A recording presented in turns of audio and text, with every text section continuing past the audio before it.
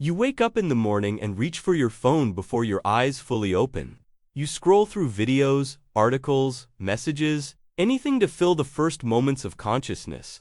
You shower while listening to a podcast at 1.5x speed. You eat breakfast with a YouTube video playing. You drive to work with music blasting, then podcasts, then audiobooks at work. You have 3 tabs open, switching between them every few minutes. During lunch, you're on your phone again. After work, you go to the gym with music in your ears, then home to Netflix with your phone in your hand, scrolling while the show plays. Before bed, you scroll some more, until your eyes burn and your thumb aches. And even then, even in those final moments before sleep, you reach for one more video, one more post, one more something to keep the silence away. And here's what terrifies you. When the content stops, when the noise pauses, when you find yourself alone with nothing but the hum of the refrigerator and the sound of your own breathing, something happens. A feeling creeps in. Not quite anxiety, not quite sadness. Something emptier. A hollow sensation in your chest, a restlessness in your limbs, a vague sense that something is profoundly wrong but you can't name what. So you reach for the phone again. You put something on, anything. Because the alternative, that silence, that emptiness, feels unbearable. You tell yourself you're just tired, that you need to be more disciplined, that you should meditate, journal, go for walks without your phone. You've tried, haven't you? You've sat in silence for 30 seconds before the discomfort became too much. You've gone for a walk and lasted maybe 10 minutes before you convinced yourself that listening to something educational would be productive, not avoidance. You've attempted digital detoxes that lasted hours before you caved. And the question that haunts you, the one you ask yourself in those rare moments of honesty, is this: what the hell is wrong with me? Why can't I just be still? Why does silence feel like death? But what if I told you that nothing is wrong with you? What if I told you that this terror of emptiness, this compulsive need to fill every moment with stimulus, isn't a personal failing but a philosophical crisis? What if the void you're running from isn't empty at all, but rather the most real thing you've encountered in years? What if Martin Heidegger was right, and what you're experiencing isn't a problem to be solved, but an awakening to be understood? Let me take you somewhere uncomfortable. For most of your life, you've lived in what Heidegger called das Man, the they-self. This isn't some abstract philosophical concept. It's the concrete reality of your existence up until this moment. The they-self is the mode of being where you experience life through the pre-interpreted meanings that society, culture, technology, and other people have already decided for you. You don't choose what matters, you inherit what matters. You don't discover what's meaningful, you absorb what others have deemed meaningful. When you were younger, this was perfect. The world presented itself as already full, already rich with significance. A good job meant something because everyone agreed it meant something. A relationship meant something because that's what relationships are supposed to mean. Success, happiness, progress, all of it came pre-packaged with meaning you never had to question. You moved through life like someone following a recipe, and the recipe worked well enough that you never thought to ask who wrote it. But here's what nobody tells you about living in Das Man. It requires constant reinforcement. The meanings aren't natural, they're constructed. They need to be maintained through repetition, through social validation, through the endless circulation of content and conversation and cultural consensus. This is why you needed the phone, the videos, the constant stream of input, not because you're weak, but because the meaning structure you inherited requires constant feeding to remain convincing. Think about it. When was the last time you had an experience that felt genuinely meaningful without needing to capture it, share it, or contextualize it through some cultural framework? When was the last time something mattered to you in a way that didn't reference what others think? What's trending? What's considered valuable in your social ecosystem? You probably can't remember, because you've been living in a world where meaning is always borrowed, never original. Heidegger called this inauthenticity, but that word makes it sound moral, like you've been doing something wrong. You haven't. Inauthenticity is the default mode of human existence. It's not a mistake, it's a necessary stage. We need the they-self to survive, to function, to build a life. The problem is that it has a shelf life, and yours is expiring. Here's what the ancient Stoics understood, and what Heidegger articulated with ruthless precision. The world of inherited meaning is fundamentally unstable. It works until it doesn't. It holds together until one day, for reasons you can't fully explain, it starts to come apart. Maybe nothing dramatic happens. Maybe you just wake up one day and the things that used to matter don't quite land the same way. The achievement feels hollow. The validation feels empty. The content you consume feels like noise. And underneath it all, there's this sensation, this void, this terrible absence of something you can't even name. This is what happened to you. And if this is resonating, maybe it's time to consider staying in this space where we explore these depths every single week. You know where the subscribe button is? Let me give you an analogy that might make this clearer, something visceral you can feel in your body. Imagine you've spent your entire life in a room lit by artificial light. Not harsh fluorescent light, but warm, pleasant, carefully designed illumination. The light is everywhere, constant, reliable. It comes from lamps, screens, devices, all carefully positioned to ensure there's never a shadow, never a dark corner, never a moment where the light isn't present. You've lived in this room so long that you've forgotten light has a source. You've forgotten that darkness exists. The room just is bright. That's the nature of reality. One day, someone turns off the lights. Not gradually, not with warning, just click off, and you're plunged into absolute darkness. Your first response isn't philosophical curiosity, it's panic. Your heart races, your breath quickens. You fumble for your phone, for a lamp, for any source of light, because this darkness feels wrong. It feels like something has been taken from you.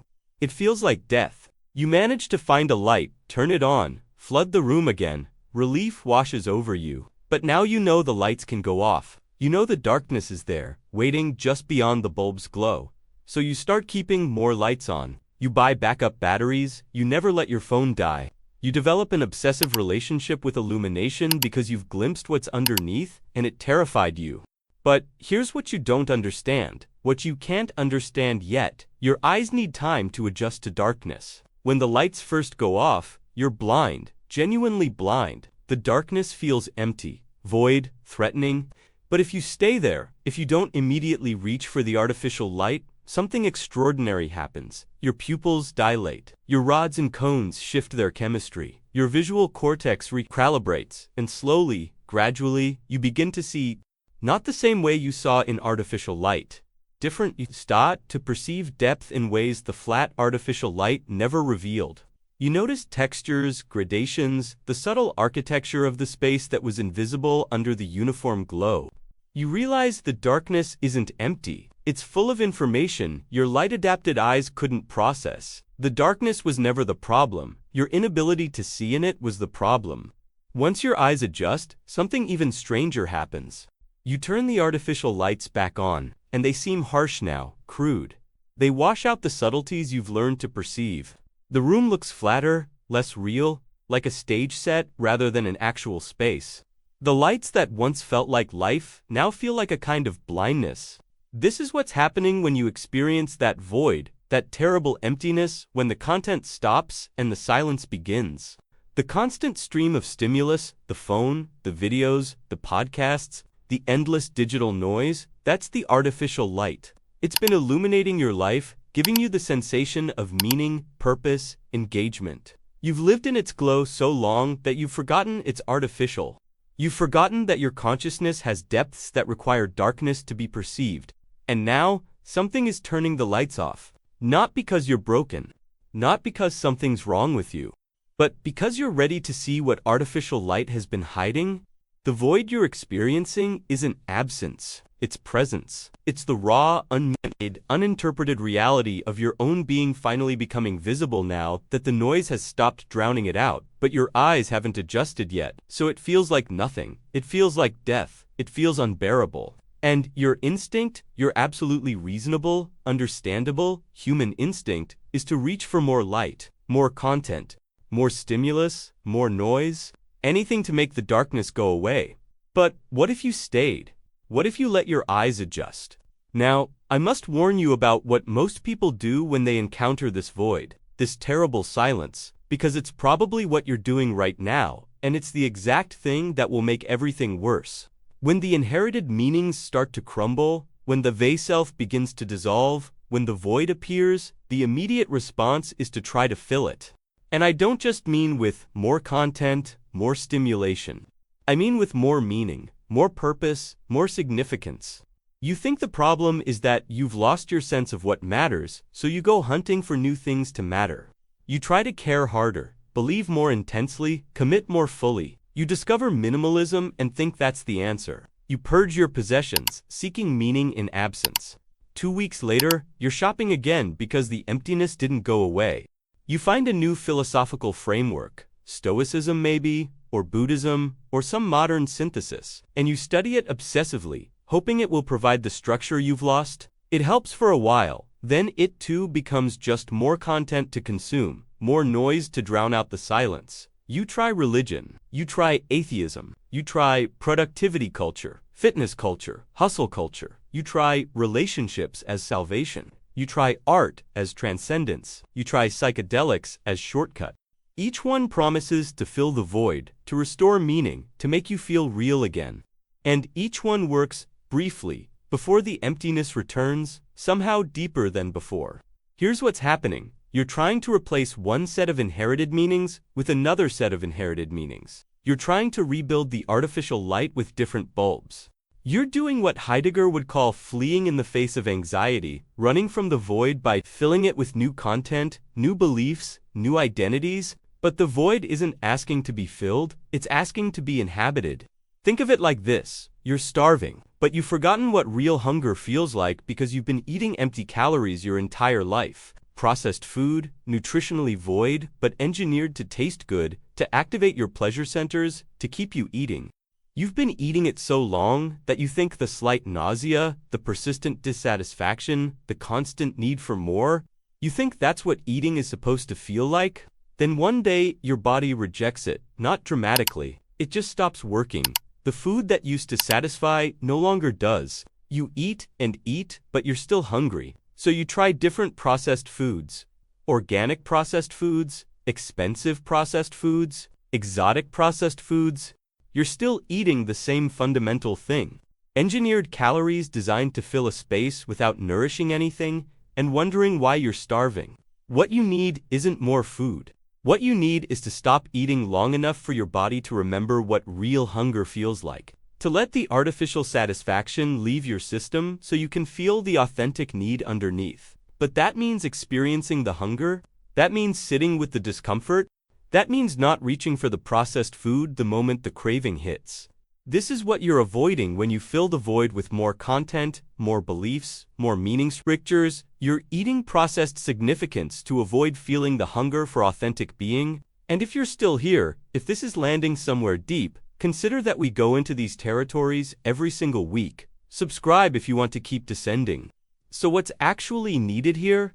What's the alternative to this endless consumption of meaning? Heidegger had a term for it, Gelassenheit. It's usually translated as releasement or letting be. But those translations are too passive, too weak. What Gelassenheit really means is this: the willingness to let things be what they are, without imposing your inherited framework of meaning onto them. It means encountering reality without the mediation of Das Man, without the constant reference to what they think, what they value, what they consider important. It means experiencing the void not as something to be filled, but as something to be inhabited. And inhabiting the void requires a fundamental shift in how you relate to your own experience. Right now, you experience life through constant interpretation. Something happens, and immediately your mind categorizes it, good or bad, meaningful or meaningless, productive or wasteful, aligned with your goals or not. You don't just experience the thing, you experience your judgment about the thing, which is really just society's judgment running through your consciousness. Every moment is mediated, filtered, pre-interpreted through the lens of Das Man. Gelassenheit is the practice of letting that interpretation pause, not forever, not as some permanent state of enlightenment, just for moments, just long enough to experience what's actually there before your inherited meaning-making machinery processes it into something safe and familiar. This is what the void is offering you. Not emptiness, but unmediated presence. Not absence of meaning, but presence of being that exists prior to meaning. Not death of significance, but life before significance has been assigned. Let me describe what this actually feels like, because I suspect you've already experienced it in brief flashes without recognizing what it was.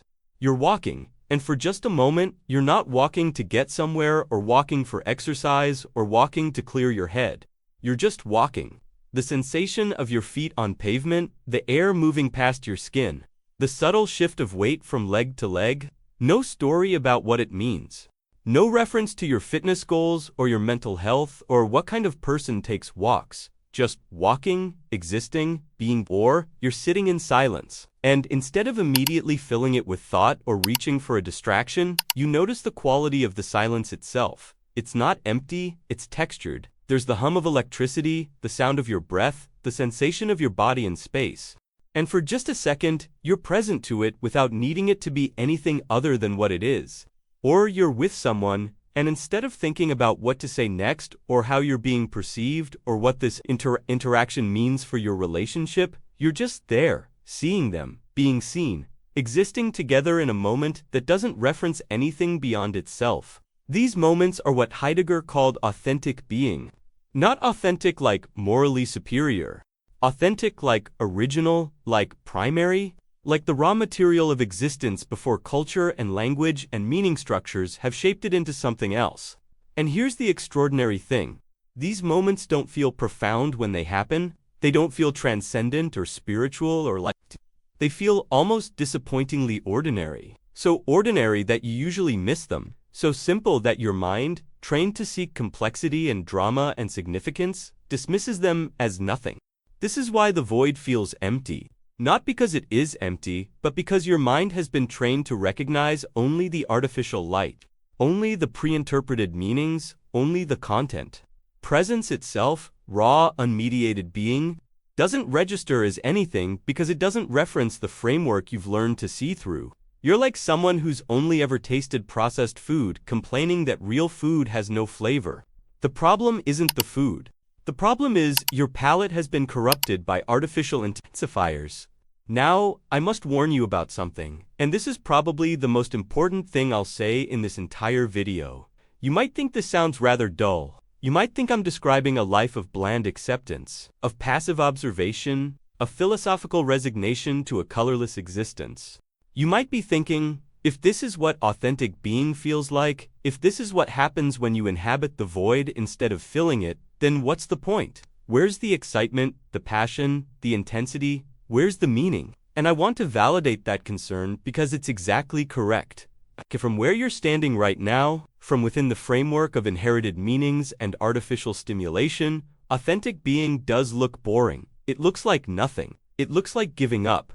But here's what you must understand. The addiction to intensity, the need for constant stimulation, the hunger for drama and significance and meaning, this isn't natural. It's not what humans are supposed to feel like. It's what humans feel like when they've been disconnected from authentic being for so long that they've forgotten what presence feels like. Think about it physiologically. When you consume processed food constantly, your taste receptors become desensitized. You need more sugar, more salt, more artificial flavor to register anything. A fresh apple tastes bland. Clean water seems boring.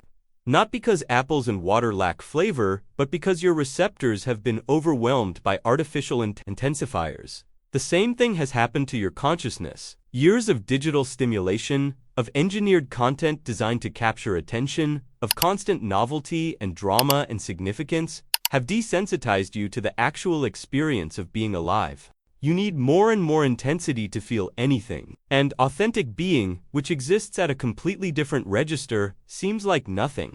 But if you stop consuming the processed intensity, if you let your consciousness detoxify, something shifts. The ordinary becomes extraordinary. Presence itself becomes fascinating.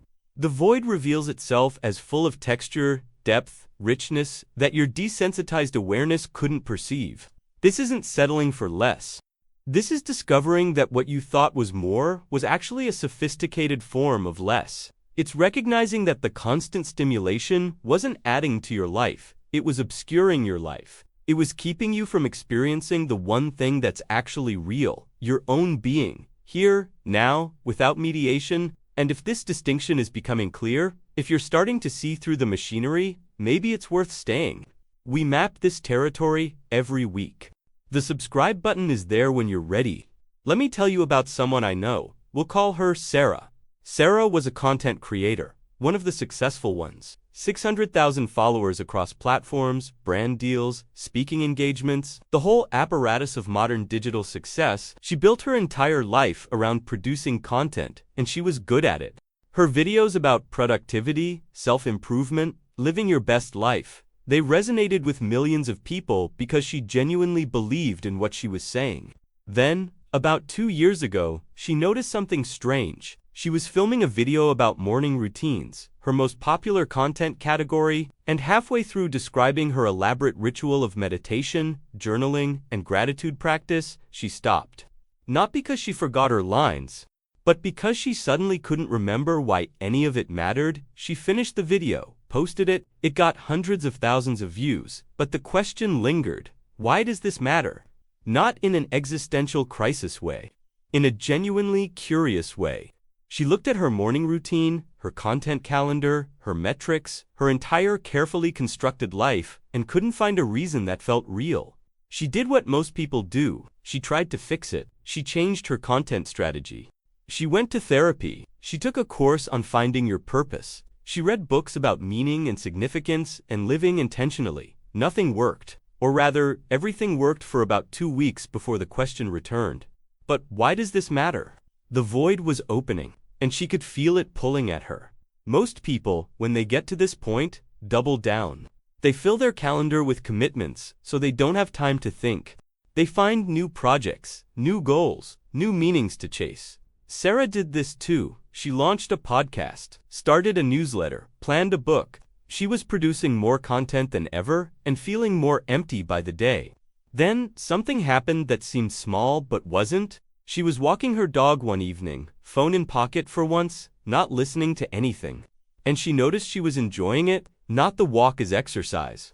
Not the walk as content opportunity, though she usually would have filmed it for her stories. Not the walk as anything, just the walk itself. The weight of the leash in her hand, her dog's irregular pace, the cooling air on her skin as evening set in. She sat down on a bench, let the dog sniff around, and just existed for 10 minutes. No thoughts about content, no planning, no optimization, no trying to make the moment mean something, just sitting. And she realized, with something like horror, that this was the most real she'd felt in years. That night, she didn't post. For the first time in 3 years of daily content, she just didn't post. She sat with the guilt, the anxiety about the algorithm, the fear that her audience would forget her. And under all that noise, she felt something else, relief. Over the next few months, Sarah's relationship with her entire life shifted. Not dramatically, not with some grand revelation. She just started noticing when she was performing life versus living it, when she was creating content versus being present, when she was filling the void versus inhabiting it. She still creates content. She still has an audience. But the quality changed. She stopped producing videos about how to optimize your life and started producing videos about what it feels like to stop optimizing. Her numbers dropped initially. Then they climbed higher than before because people recognized something authentic in what she was offering. When I asked her what changed, she said something that stayed with me. I realized I'd been using content creation to avoid having a life. And the void wasn't asking me to stop creating. It was asking me to start living. Everything I was running from, the silence, the ordinary, the unproduced moments, that was actually my life. The content was the distraction. This is what's happening to you, even if you're not a content creator. You've been using something, work, relationships, consumption, achievement, beliefs, to avoid having a life, to avoid the rawness of existence that can't be mediated, optimized, or pre-interpreted. And now, the thing you've been using is stopping working. Not because you're doing it wrong, but because your consciousness is ready for something more real. Let me give you one more image, and I want you to feel this one in your body. You're a snake shedding skin. Not the poetic version where it's graceful and renewing, the real version where the old skin has become too tight, constricting, suffocating. It no longer fits what you're becoming. So, your body begins the process of separating from it. This is intensely uncomfortable. The old skin doesn't come off cleanly. It catches, tears, clings. There are moments where you're neither in the old skin nor fully in the new one. You're in between, vulnerable, exposed, and it would be so easy, so tempting, to try to keep the old skin on, to convince yourself it still fits, to ignore the fact that it's choking you. But you can't. Once the process starts, there's no going back. You can slow it down, make it more painful by resisting, but you cannot stop it. The old skin will come off, one way or another. The only question is whether you help or hinder the process. This is what the void is. It's not death. It's not loss. It's not absence. It's the space between skins. The moment of transition where you've outgrown the inherited framework of meaning but haven't yet grown into authentic being. It feels like dying because something is dying. The they-self, the constructed identity, the borrowed meanings, all of it is dying, and it should die. It's not serving you anymore. But from inside the process, all you feel is the loss. You can't see the new skin forming yet. You can't feel what's being born. You only feel what's being shed. So of course it's terrifying. Of course you want to reach for something to fill the space, to make the discomfort stop. But if you stay with it, if you inhabit the void instead of fleeing from it, something extraordinary happens. The new skin isn't really new at all. It's what was always underneath. It's your actual being, which has been there all along, but was covered by layers of inherited meaning and artificial stimulation. You are in the middle of this process now. This is not a mistake. This is not something gone wrong. This is how it works. The void is not your enemy. It's your teacher. It's showing you what's real by removing what's artificial. It's revealing your authentic being by dissolving the constructed self that's been covering it. And yes, it feels like death. But what's dying is the part that was never really alive. So what do you actually do with this? Because I've spent nearly 30 minutes telling you what the void is and why it matters, but you still have to live your life. You still wake up in the morning with that hollow feeling. You still reach for your phone out of habit. You still feel the panic when the silence stretches too long. First, and this is critical, there is no technique for forcing authentic being. There is no 5-step process for inhabiting the void. There is no morning routine that will shortcut you to Gelassenheit. Any approach that treats this as a problem to be solved with methods and strategies is just more of the same. Trying to fill the void with inherited meanings, this time dressed up as spiritual practice, Heidegger was ruthlessly clear about this. Authentic being is not something you achieve through effort. It's what remains when you stop running. It's not something you do. It's what you are when you stop doing. So, the practice, if we can even call it that, is radical simplicity. Not the aestheticized minimalism of trendy influencers. Not the productivity hack of doing less to accomplish more. Actual simplicity, being with what is, without needing it to be something else. Here's what that looks like concretely, and I want you to notice how almost disappointingly basic these things are. When you wake up and reach for your phone, pause. Not forever. Just for 30 seconds, feel the impulse. Notice the slight anxiety that rises when you don't immediately satisfy it. Don't judge it. Don't try to make it go away. Just observe it. Then, if you want to check your phone, but do it with awareness that you chose it, rather than being pulled by unconscious habit. When you're eating, eat. Not while watching something, not while reading something, not while doing anything else. Just eat. Notice the texture, the temperature, the taste. When your mind wanders to what you need to do later or what happened earlier, notice that it wandered. Bring it back, not harshly, gently, like guiding a puppy. When you're walking, walk. When you're sitting, sit. When you're showering, shower. Do the thing you're doing fully without splitting your attention. And when you can't, when the urge to fill the moment with content is too strong, notice the compulsion itself. Notice what it feels like in your body. Notice the story your mind tells about why you need to fill this particular moment. This isn't about becoming some Zen master who never gets distracted. It's about noticing when you're using distraction to avoid presence. It's about catching yourself in the act of fleeing from the void. And here's the paradox. The more you observe the fleeing, the less powerful it becomes. Not because you're fighting it, but because the observation itself is a form of presence. You can't be fully present to the act of avoiding presence, because the moment you're present to it, you're no longer avoiding now what to stop doing. This is actually more important than what to do. Stop trying to make every moment meaningful. Stop trying to make every experience significant. Stop trying to extract lessons from everything. Stop performing your life for an imagined audience. Stop curating your experience into content even if you never actually post it. Stop treating your own existence as material to be processed, optimized, and improved. Stop consuming content about how to be present. The irony should be obvious, but I'll state it anyway. Watching videos about presence is not presence.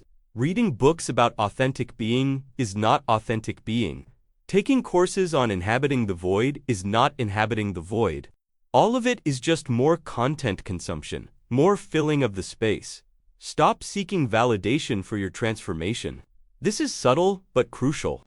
The moment you start talking about your journey toward authentic being, the moment you start identifying as someone who's learned to inhabit the void, you've turned it into another constructed identity.